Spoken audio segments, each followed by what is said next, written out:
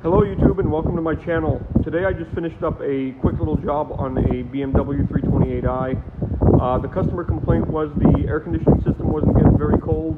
We're out here in the desert in Phoenix, Arizona, so air conditioning is very important here in our state, and it just wasn't getting cold enough. So when the customer brought it in, I gauged it up to the system, and what was going on was the compressor was giving you a reading that the compressor was bad.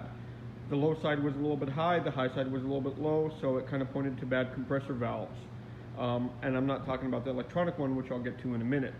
So it seemed like the compressor was bad. Everyone thinks you need to replace these compressors if that's the reading that you're getting, but that's not the case in every single one. Although it can be a bad compressor, most of the time these vehicles have a little solenoid on the back of the compressor. You can't see it with the compressor installed in the vehicle, but if you don't know if you have it or not, what I suggest you do is look up a picture online of the correct compressor for your vehicle, and if it has this valve in the back that looks somewhat like this, and it's going to be held in straight in like that with a snap ring, if you have one of these valves, 9 times out of 10, if the compressor is pumping refrigerant and you're just not getting cool air, that valve is probably bad.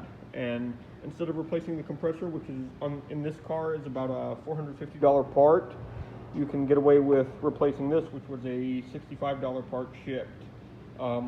It is the same labor, so it's up to you if you want to go ahead and replace the compressor, but I've done this job many times on vehicles like this that have these valves, and 9 times out of 10 that will fix it. Excuse me. So save yourself a little bit of money, especially if you're going to do it yourself.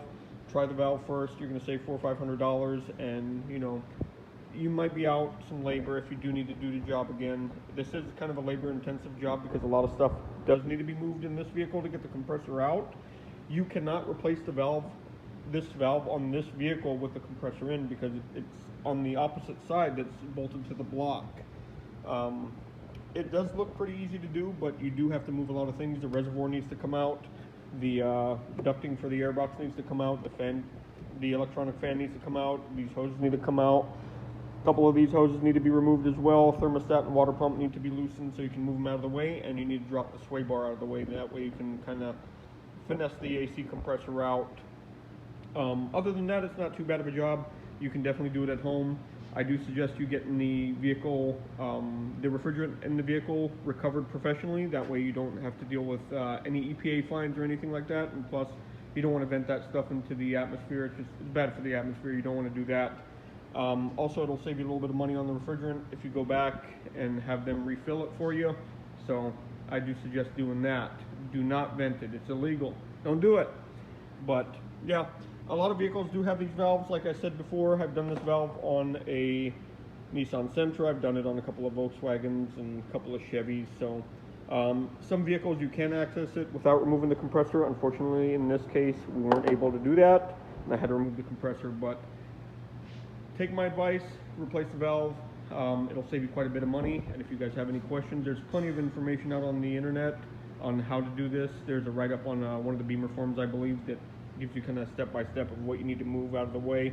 Although some cars do vary depending on options, year, make, model, stuff like that, but it's a good guide and it'll help you out quite a bit. I'm sure there's probably a video on here removing and replacing a compressor on one of these, but yeah, save yourself some money, give that a shot, and good luck to you. Thank you.